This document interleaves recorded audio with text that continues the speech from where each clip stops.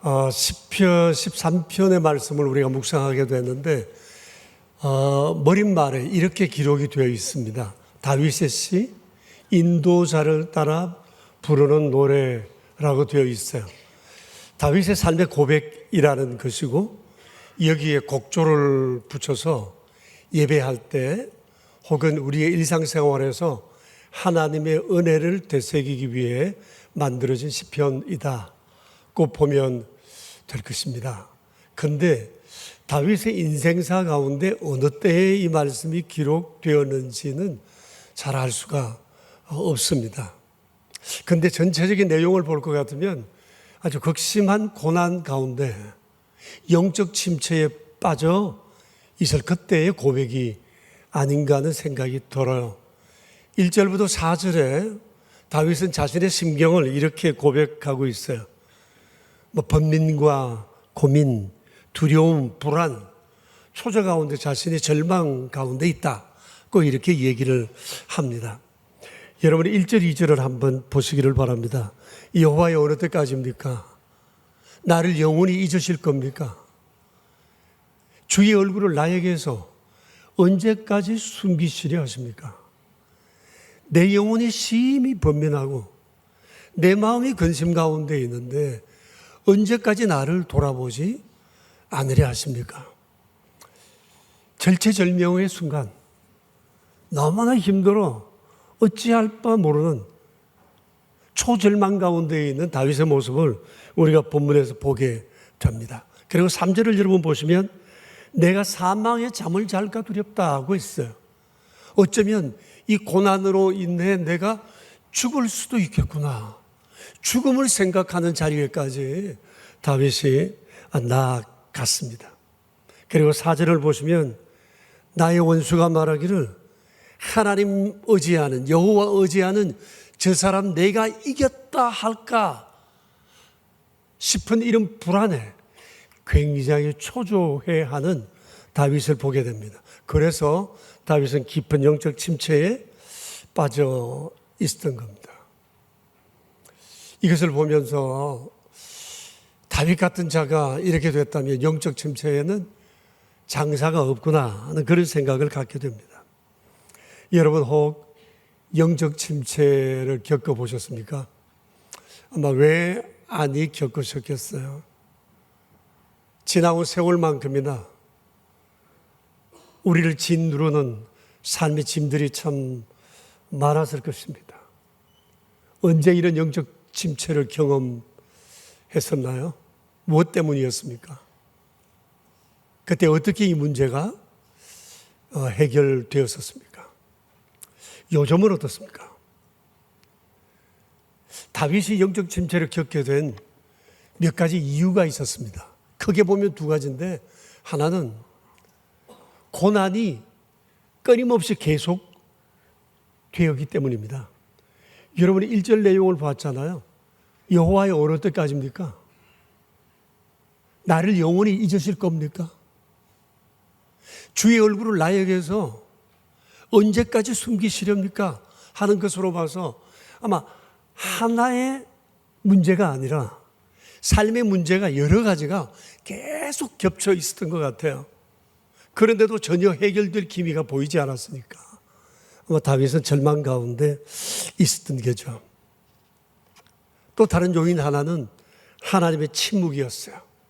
본문에서 본 것처럼 간절히 하나님을 찾고 구했지만 하나님 응답이 없으셨어요. 눈길조차 주지 않은 것 같았어요.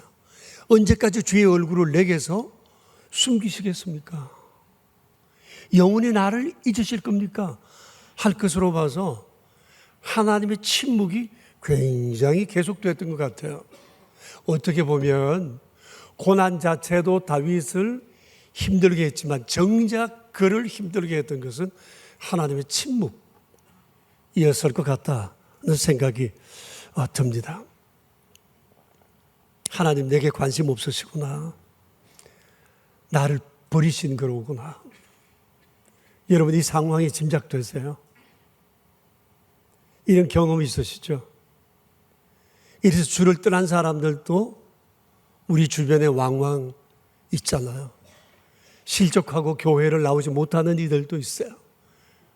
하나님 내 기도 안 들으시네. 나를 사랑하지 않으시는 것 같아. 혹시 지금 힘들고 어려운 상황 가운데 계시면서 이런 마음이 있으시다면 오늘 이 말씀이 교우 여러분에게 큰 힘이 되고 일어설 힘이 되었으면 좋겠다 싶어요. 근데 다윗이 이 영적 침체를 견뎌냈어요. 그리고 이겨냈어요. 어떻게 해요? 끝까지 기도를 놓지 않았던 겁니다. 기도 그러면 진부하다. 또 그 얘기냐 할지 모르지만 진부한 얘기 같으나 기도보다 더 확실한 방법은 없어요. 예수님께서 제자들을 부르셔서 제자 훈련을 하시면서 말씀을 주셨는데 그 말씀을 우리는 산상보훈이라고 얘기를 하죠. 마태복음 5장, 6장, 7장인데 여기 보면 주께서 기도의 교본이라 할 만한 기도에 대한 약속을 하셨어요. 이런 내용입니다. 구하라, 찾으라, 두드리라. 구하는 이마다 받을 것이요, 찾는 이가 찾아낼 것이요, 두드리는 이에게 열릴 것이다.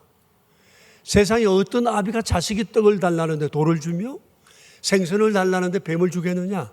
하물며 하늘에 계신 너희 아버지께서 구하는 자에게 좋은 것을 주시지 않으시겠느냐? 여러분 이 말씀 믿으세요? 이거 주님이 직접 말씀하셨어요. 약속이세요. 성경에는 수많은 믿음의 사람들이 나오는데 그들 중에 고난을 겪지 않은 사람은 아무도 없어요. 그런데 이분들이 고난을 이겨낸 아주 중요한 비결 가운데 하나가 기도였어요. 생각나는 분 계실 겁니다.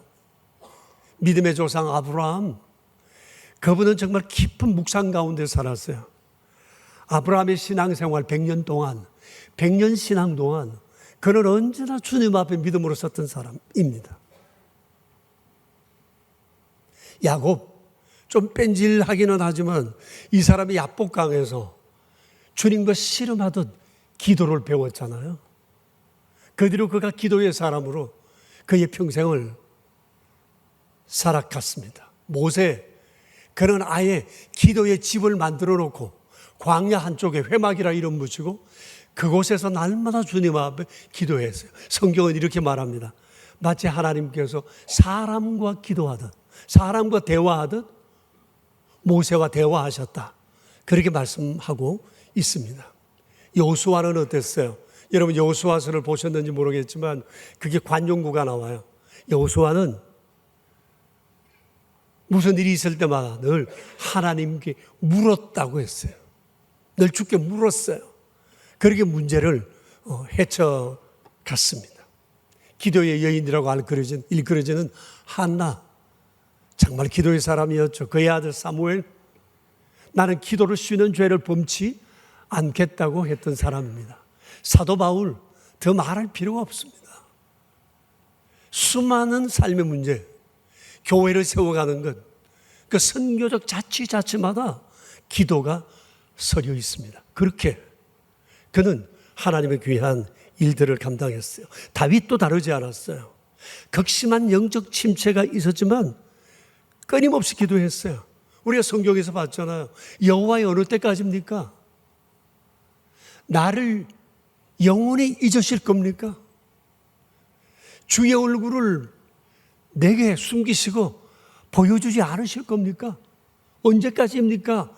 라고 할 상황에 이르렀음에도 그는 기도를 포기하지 않았습니다. 주님이 침묵하는 것처럼 전혀 응답조차 기미조차 손에 잡히는 것 하나 없었지만 다윗은 끊임없이 기도했습니다. 이를 보면서 언젠가 기도원에 갔을 때 이 골짜기 저 골짜기에서 하나님 앞에 목 놓아 부르짖는 성도들의 기도가 이렇게 귀에 들리는 듯 했어요. 여호와야, 하나님 아버지 주여 하면서 소리치는 성도들의 기도. 여러분 다 이런 경험이 있으시죠? 어떻게 됐어요? 하나님께서 그냥 두시던가요? 다윗이 이렇게 기도했습니다. 이렇게 기도하는 다윗을 하나님께서 긍휼히 여기셨습니다. 하나님은 하나님 앞에서 보낸 시간을 귀하게 보세요. 성경은 말씀하세요. 우리의 기도는 향기처럼 주의 보좌로 올라간다고요. 요한계시록에서 말씀하셨잖아요. 우리의 기도를 주님은 병에 담으신다고요. 눈물과 함께 드려지는 기도는 더 말할 것이 없다고 기도의 격려를 우리에게 하고 있습니다. 그렇기 때문에 여러분 범사에 기도해야 합니다. 하나님 앞에 머문 그 시간을 주님은 너무 귀하게 보시기 때문입니다. 그런데 기도하려고 하면 기도에 대한 부정적인 소리가 내게 들려야 해봤는데 별것 없더라.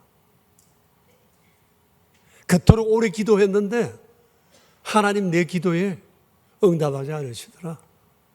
내 기도는 듣지 않으시는 것 같아 라는 생각들을 하기가 쉽습니다. 여러분 오늘 시편 13편이 우리에게 기도는 반드시 응답된다. 깊은 영적 침체 가운데에서 하나의 끈도 보이지 않아도 주님 앞에 믿음으로 나아가면 하나님 반드시 역사하신다는 것을 우리에게 말씀하고 계세요. 영적 침체를 극복하는 확실한 방법, 그건 바로 기도입니다. 시편은 전부 다 기도의 얘기입니다. 다윗은 기도의 사람이었습니다. 그래서 다윗의 신앙에는 허세가 없었어요. 얼마나 그가 기도 속에 고난 중에 기도함으로 단단해졌는지 모릅니다.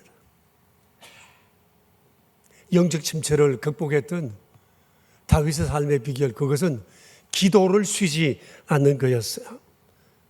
또 다른 하나는 오직 주의 사랑을 의지했기 때문입니다. 여러분 5절을 한번 보시죠. 같이 한번 읽어봅시다. 나는 오직 주의 사랑을 의지하여 싸우니 나의 마음은 주의 구원을 기뻐하리이다. 여러분 그게 밑줄 치시겠어요? 나는 오직 주의 사랑을 의지했다. 밑줄 치시죠. 주의 사랑을 의지한다. 오직 신앙생활함에 있어서 이건 매우 중요합니다. 흔들리는 중에서도 주님의 사랑을 다윗은 생각했고 붙잡았고 의지했어요. 당시 다윗이 의지했던 주의 사랑은 어떤 것이었을까요? 제가 짐작하기로는 사무엘하 23장의 내용이 아니었을까 생각합니다. 1절에 이렇게 기록되어 있습니다. 다윗의 마지막 말이라. 이새의 아들 다윗이 말하며 높이 세워진 자, 여호와께로부터 기름 부음을 받은 자, 노래 잘하는 자가 말한다. 이렇게 기록이 되어 있습니다. 짧은 한 절이지만 이 한 절 안에 다윗을 향한 하나님의 사랑이 어땠는지 함축되어 나타납니다. 마지막 말이라고 해서요, 인생의 마지막에서 해본 말이 아니라 지금까지 이렇게 살아온 것을 이 마지막 순간에 한 번 더 강조했다는 겁니다. 뭘 강조했죠? 이새의 아들 다윗이 말한다고 했어요. 다윗이 굳이 자기 자신을 이렇게 언급한 것은 자신의 과거와 현재를 대비시켜 사람들에게 보여주기 위함입니다. 다윗은 자신은 베들레헴 촌부 평범한 사람 이새의 8번째 아들이었다는 것을 부끄러워하지는 않습니다. 그러면서 이러한 평범한 집안의 출신인 자기에게 일어난 일을 이제 말하는 겁니다. 높이 세워졌다. 하나님께로부터 기름 부음을 받았다. 왕이 되었다는 거잖아요. 높이 세워졌다는 것은 그냥 왕으로서 끝나는 것이 아니라 하나님께서 항상 그의 삶을 승리로 이끄셨다, 그런 말씀이에요. 스스로 노래 잘하는 사람이라고 얘기합니다. 정말 노래도 잘했을 겁니다. 악기도 잘 켰으니까요. 근데 여기에 노래 잘했다고 하는 것은 그런 것을 넘어 하나님과의 친밀감이 컸다는 것을 드러내기 위해서입니다. 시편은 다 노래입니다. 다윗은 시편을 통해서 수많은 노래글을 만들었습니다. 그 내용들 보세요. 전부 다 주님과의 깊은 교통의 얘기입니다. 정말 다윗은 깊게 기도했고 깊은 믿음의 길을 걸었어요. 하나님과의 친밀함이 얼마나 대단했던 사람인지 모릅니다. 다윗은 지금 그걸 얘기하는 겁니다. 하나님께서 나 같은 것 상대해 주시고 나를 정말 친밀히 대해 주셨다는 것을 지금 얘기하고 싶은 거예요. 그리고 23장 4절 5절에 하나님께서 다윗과 세우신 영원한 언약의 내용들이 기록되어 있는데 이런 내용입니다. 그는 돋는 해 아침빛 같고 구름 없는 아침 같고 비 내린 후에 광선으로 돋는 새풀 같으리라 하시도다. 내 집이 하나님 앞에 이같지 아니하냐. 하나님이 나와 더불어 영원한 언약을 세워주셨대요. 이렇게 만사에 구비하고 견고하게 해주신 분이 하나님이신데 어찌 나의 모든 구원과 나의 모든 소원을 이루지 않으시겠는가. 다윗은 지금 마지막 순간 다시 한번 지난 세월 하나님께서 자신에게 해주셨던 일들을 이렇게 회상하고 있는 겁니다. 생각해봐라, 난 가진 것 없는 흙수저라는 거죠. 아주 지극히 평범했어. 그런데 내가 오늘 이렇게 높이 세워지게 된 건 이거 하나님 다 해주신 거라고, 하나님의 은혜였다고 다윗은 지금 고백하고 있습니다. 그런 마지막 순간까지 다윗은 이 하나님의 사랑에 붙들려 살았던 것입니다. 비록 흔들릴 때도 있었지만 주님께서 날 사랑하신다고 하는 이 절대 믿음으로 고난 중에 일어설 수 있었던 겁니다. 다윗이 살아날 수 있었다면 우리도 다르지 않습니다. 힘든 일이 어찌 없겠어요. 꽃길만 있는 것은 아니잖아요. 꽃길을 걷게 해주세요. 이것도 우리 기도 제목이 됐지만 그렇지 않을지라도 하나님의 이 절대 사랑에 힘입어 의지하여 사는 사람 되게 해주세요. 이 기도가 더욱 적극적인 기도일 수 있습니다. 다윗은 그렇게 일어났습니다. 여러분, 우리에게도 기억될 만한 주님의 사랑의 내용들이 많을 것입니다. 여러분 있으시죠? 한번 떠올려 보세요. 한두 개가 아닐 것입니다. 사랑은 세월만큼이나 주님의 사랑의 흔적들이 내게 굉장히 많으리라고 생각을 합니다. 성경에 이런 하나님의 사랑을 많이 펼쳐 놓았는데 그 중에서 에베소서 1장을 보면 마치 이 하나님의 사랑을 이렇게 막 통으로 딱 싸둔 듯한 내용들이 많아요. 그 중에 몇 절만 읽겠습니다.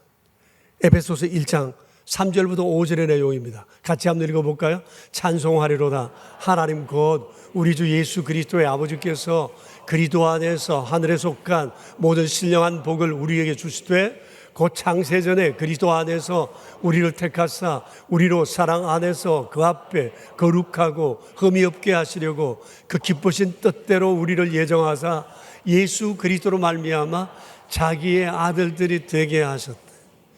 사랑 말하지만 이보다 더 큰 사랑 어디 있겠어요? 우리가 이런 존재가 되었어요. 하나님이 이렇게 우리를 사랑하셨어요. 그렇기 때문에 교우 여러분, 힘들고 어려울 때 이 근원적인 사랑을 생각해야 돼요. 문제가 해결되면 좋지만 해결되지 않을지라도 어려움 속에 있는 상황 가운데 있어도 근원적인 하나님의 사랑을 생각할 때 환경을 이길 힘이 내 안에 생겨요. 능력이 내 안에 차올라와요. 다윗이 그랬잖아요. 제가 요즘 읽는 책 가운데 기독교 강요라는 책이 있습니다. 우리 기독교의 걸작으로 꼽히는 책입니다. 장로교를 시작했던 요한 칼빈이 쓴 책으로 알려지고 있습니다. 27, 8 될 때 기독교 강요 초판본을 썼습니다. 그분이 회심했던 나이는 몇 살인지 정확하지는 않는데 아마 24살 때쯤이지 않나 그렇게 짐작하기도 합니다. 굉장히 두꺼운 책입니다. 그런데 이 총신대 교수셨던 문병호 교수라는 분이 켈빈이 썼던 라틴어로 원역 번역을 했어요. 지난 7월 달에 출판이 되기 시작했습니다. 총 4권인데 아주 두꺼워요. 그건 한 40페이지가 넘는 그런 책입니다.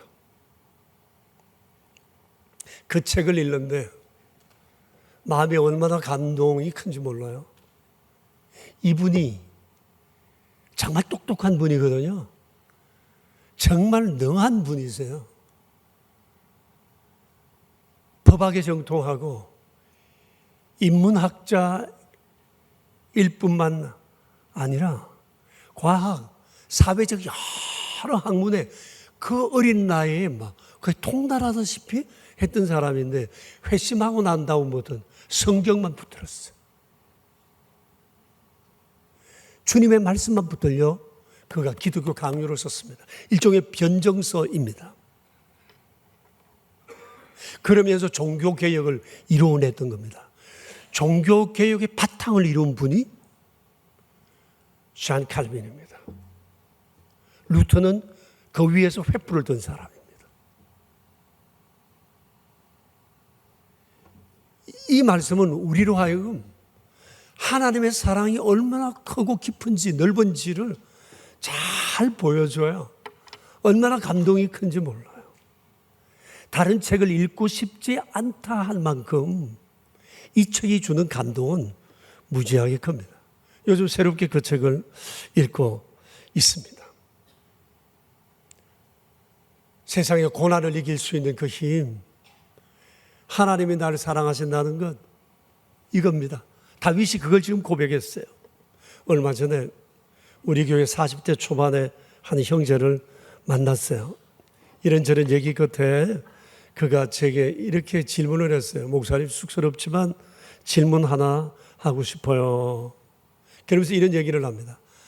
아이는 저절로 사랑이 되고 아내를 사랑하면 노력이 필요한데 하나님은 어떻게 사랑하는 겁니까? 제대로 하나님 사랑하고 싶습니다. 제가 이 얘기를 들으면서 너무 대견스러운 거예요. 이 청년을 알거든요. 옛날에 우리 축구팀으로 같이 공도 차고 저 지방에서 올라와가지고 20년 넘도록 경희대 다니고 그러면서 우리 교회 아주 충성스럽게 봉사하는 부부의 가정이에요. 참 아름답다는 제가 생각을 했어요. 그래서 제가 이 얘기를 들으면서 그에게 이렇게 얘기를 했습니다. 예, 하나님을 사랑하려고 하지 마라. 다만 하나님께서 너를 어떻게 사랑하셨는지를 생각해라. 그리고 느끼라. 그리고 날 사랑하신 하나님의 그 사랑을 알아들으라. 이게 하나님을 사랑하는 거야. 그렇게 하나님의 사랑에 물들기 시작하면 하나님이 원하시는 것들이 보이기 시작해. 그런 곳에 손발이 가. 참된 헌신은 거기서 시작하는 거다. 그랬더니 이 형제가 목사님 숙제가 풀렸습니다. 그리고 돌아갔습니다. 여러분 이거 중요해요. 하나님의 사랑은 많은 일을 하는 것에 있는 것이 아니에요. 하나님이 나를 어떻게 사랑하셨는지를 기억하는 거예요. 그리고 이걸 알아들이는 거예요. 이게 주께 영광을 돌리는 겁니다. 감사하는 겁니다. 그럴 때 내 안에 그 하나님의 사랑이 막 차오르게 되죠. 그러면 주님이 원하시는 것들이 보여요. 헌신은 거기서부터 제대로 시작되는 겁니다. 여러분, 이게 중요해요. 이게 왜 중요한 거 아니? 하나님의 사랑을 알면 모든 상황을 하나님의 사랑 안에서 해석하려고 해요. 삶은 해석이에요. 무엇을 근거로 해석하느냐에 따라서 삶의 성패는 결정납니다. 다윗은 그랬습니다. 그래서 하나님의 사랑을 아는 것이 그게 중요해요. 그것이 내 삶의 해석의 근거가 되기 때문에 그렇습니다. 예를 하나 들겠습니다. 아모르 파티라는 얘기 들어보셨죠? 여러분 아시죠? 아모르 파티. 대중가요 김연자 씨가 불러가지고 히트를 쳤죠. 10년 전쯤에. 지금까지도 계속 그렇게 하고 있어요. 여러분 아세요? 이 노래? 아모르 파티. 뭐 안다 해도 뭐 제가 정죄 안 합니다. 저는 부르기도 합니다. 아모르 파티. 대학가에서 축제 때 단골 레파토리라네요. 영상으로 봤어요. 아이들이 이 노래 부르면서 막 열광해요. 춤을 춰요. 며칠 전에 이 PPT를 만들어주시는 부목사님과 함께 얘기하다가 그에게 물었습니다. 목사님 이 노래 아세요? 모른대요. 정말 못 들어봤냐고 그랬더만 한 번도 못 들어봤대요. 그래서 제가 음원을 들려줬어요. 이런 건데 모르느냐고 그랬더만 정말 못 들어봤대요. 처음 듣는 거래요. 그러면서 목사님 하시는 얘기가 어렸을 때부터 지금까지 대중가요를 들어본 적도 불러본 적도 없다는 거예요. 그러면서 목사님 미안합니다. 아니 미안한 건 아니고 정말 내가 더 세속적이 된 것 같아서 참 미안하다고 제가 그랬죠. 저는 사실은 어렸을 때부터 유행가로부터 노래를 배웠거든요. 그래서 제 찬송을 들어보면 좀 유행가 끼가 조금 있잖아요. 아니 그렇게 전 배웠는데 이 목사님 여러분 우리 교회 부목사님들 영적 수준이 이 정도입니다. 아모르 파티는 라틴 말인데 운명을 사랑하라, 운명을 받아들이라는 뜻이 있습니다. 우리가 잘 아는 하나님은 죽었다고 말하는 니체의 운명관입니다. 여러분 우리가 운명이라고 할 때 운명의 범주에는 인간의 생육사를 비롯해서 그가 처한 모든 환경을 운명이라고 얘기를 해요. 그리고 이 운명은 자이나 타에 의해서 주어진다고 말합니다. 그러니까 우린 다 어떤 운명을 가지고 있다고 보면 돼요. 근데 니체는 이 운명을 다루는 방법을 아모르 파티라고 얘기를 했습니다. 다시 말하면 자신에게 주어진 운명을 기꺼이 받아들이고 스스로 선택과 의지로 운명을 개척해야 한다. 그런 의미예요. 좋죠? 얼마나 적극적이고 사람에게 용기를 불어넣는 얘기인지 몰라요. 그래서 니체의 후예들은 다 이렇게 살아갑니다. 인생의 주인은 나니까, 역사의 주인도 인간이니까 우리가 우리 힘으로 적극적으로 아모르 파티 하면서 운명에 맞서야 한다고 생각하는 겁니다. 그러다가 성취하면 한없이 교만하고 그러지 못하면 좌절하고 때로는 삶을 포기하기에 이르기도 합니다. 내가 해봤는데 안 되더라. 끝이다. 그래서 끝내는 경우들도 있게 됩니다. 이것이 하나님 없는 사람들이 운명을 대하는 삶의 태도라고 말할 수 있습니다. 절대적 인본주의입니다. 김연자 씨가 부른 이 대중가요 안에 이 아모르 파티가 잘 해석되고 노래하고 있어요. 한 구절을 소개하면 이렇습니다. 처음 시작 이렇게 해요. 산다는 게 다 그런 거지. 누구나 빈손으로 봐.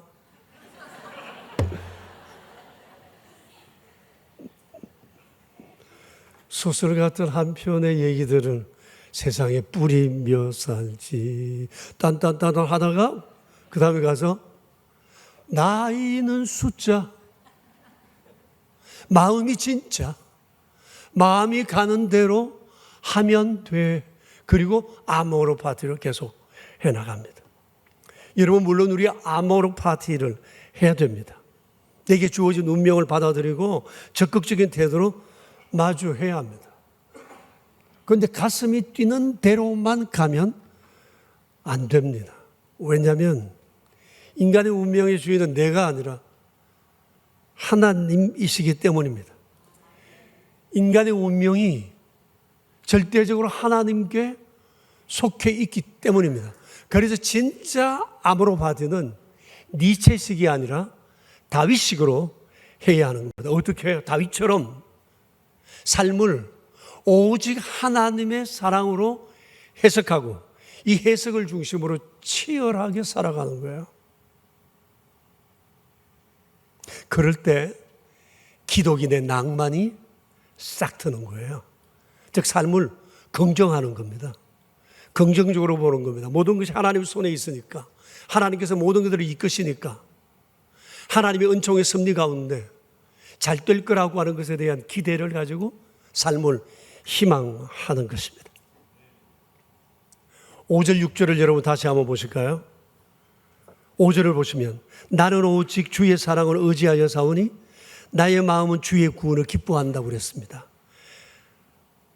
1절부터 4절까지 막 흔들리다가 5절에서 주의 사랑을 의지하면서 다윗은 굉장히 긍정적으로 바뀌어요. 어떻게 해요?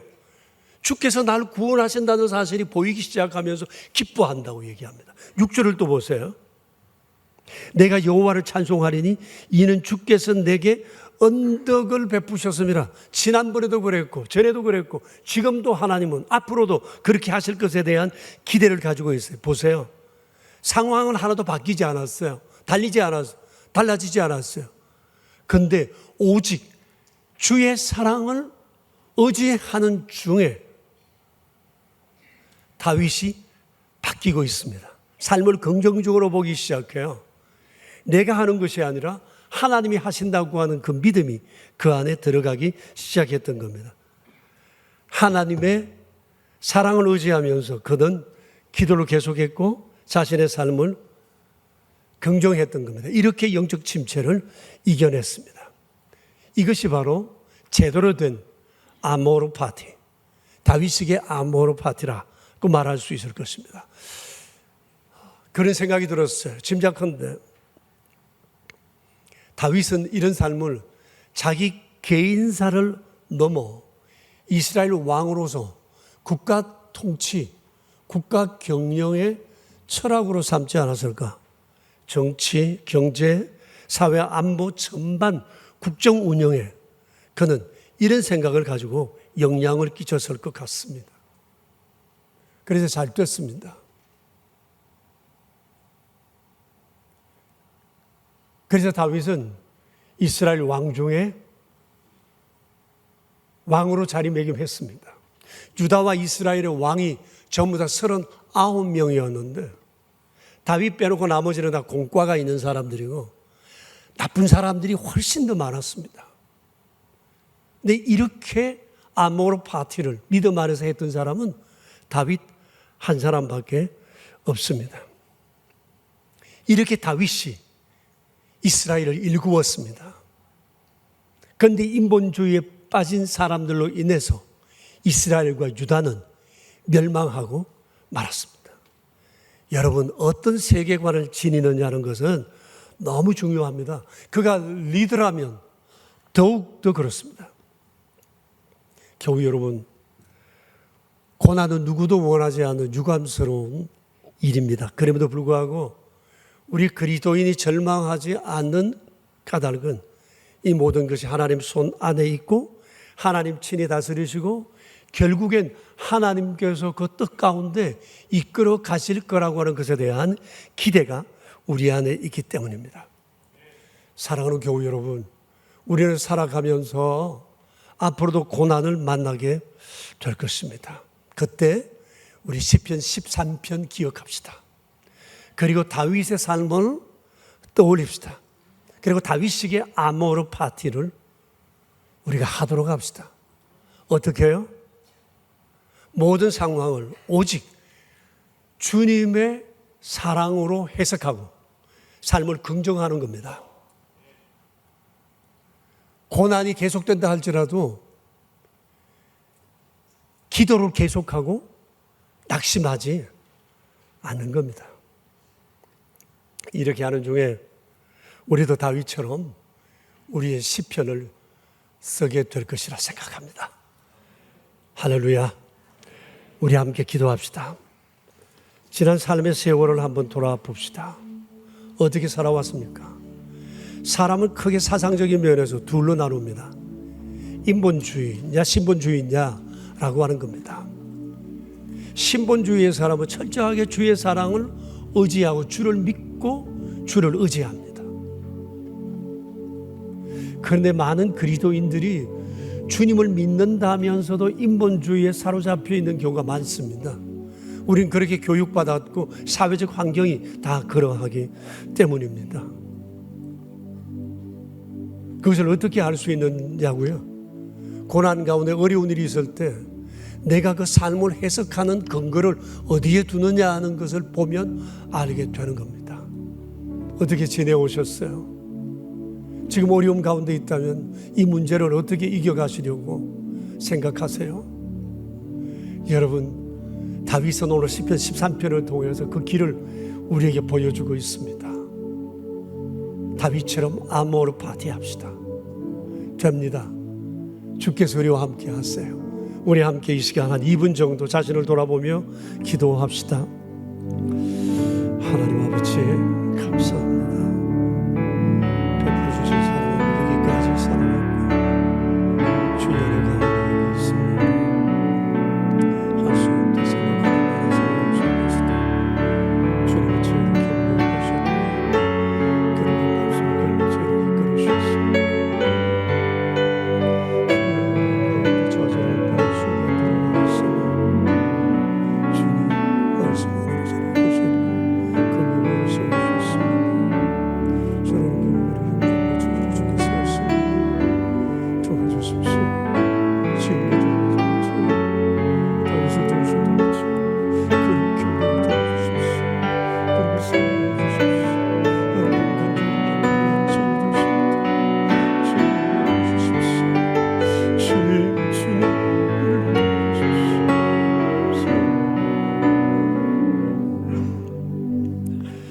감사합니다. 하나님 아버지, 어떻게 믿음의 길을 걸어가야 할지 주님의 말씀을 통해 보여주시고 그렇게 살아간 믿음의 사람들을 통해 증거를 나타내 보여주시니 감사합니다.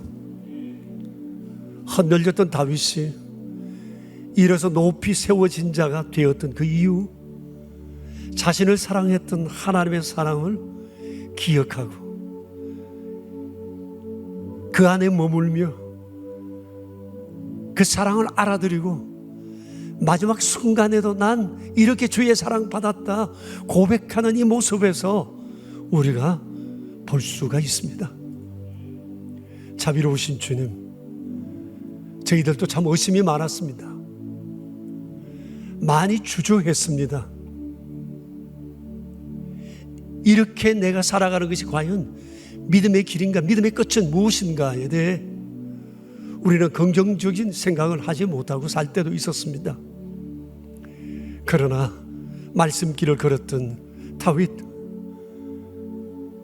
하나님의 거룩한 사랑을 의지하며 낙심하지 않고 기도했던 그 다윗의 이 아모르 파티, 그로 인하여 승리했던 아름다운 증거들을 시편을 통해서 보여주시니 감사합니다. 주님, 우리 명선의 가족 중에 지금 매우 어려운 이들도 있을 것입니다. 삶의 절벽 가운데 어쩌면 좋을까 고민하는 이가 있을 것입니다. 주님 아십니다. 도와주십시오. 믿음 안에 서게 해주십시오. 그리하여 다윗처럼 자신의 시편을 쓰는 자 되게 하옵소서. 우리 주님 예수 그리스도 이름으로 기도합니다. 아멘.